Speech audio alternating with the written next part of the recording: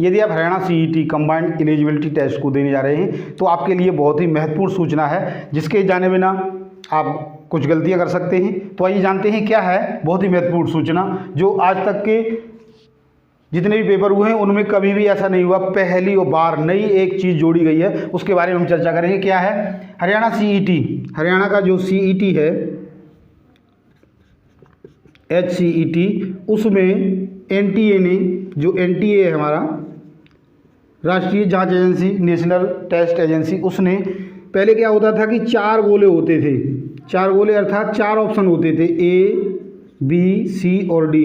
इनमें से हमें कोई एक सर्कल को भरना होता था। जैसे D आ रहा है हम तो D को भर देते, B आ रहा है तो B को, C आ रहा है तो C को भर देते थे और हमें हमारा सॉल्यूशन कर देना होता था। लेकिन अब की बार NTA ने एक 5वां गोला इसमें और जोड़ दिया है, जो अब तक के इतिहास में किसी भी परीक्षा में नहीं जोड़ा गया है जहाँ तक हमें पता है।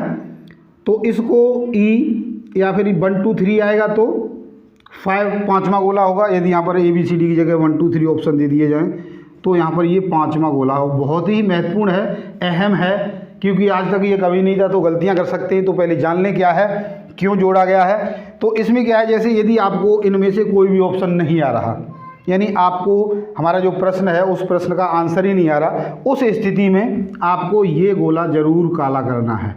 यानी हर प्रश्न के उत्तर के लिए एक गोला जरूर काला करना है। अर्थात यदि ये 4 में से कोई आ रहा है तो आपका आंसर, आप उसको सॉल्व कर रहे हो तो इसमें करना है, यदि नहीं आ रहा तो इसको करना है। यदि आपने ये, जैसे मान लीजिए आपने सारे गोले छोड़ के आ गए पाँचों की पाँचों, तो यहाँ पर आपको 0.95 अंकों की कटौती होगी। यानी आपके जितने अंक बनेंगे उनमें से 0.95 अंक आपके कट कर दिए जाएंगे। तो बहुत ही महत्वपूर्ण सूचना है, आप इस बात को अच्छे से ध्यान कर लें। एक बार और बता देता हूँ कि यदि आपने ये सारे गोले नहीं भरे, अर्थात पूरा का एक ऑप्शन, एक प्रश्न है 5वां या 6ठा, उसका एक भी गोला काला नहीं किया, तो आपके 0.5 अंक कटेंगे।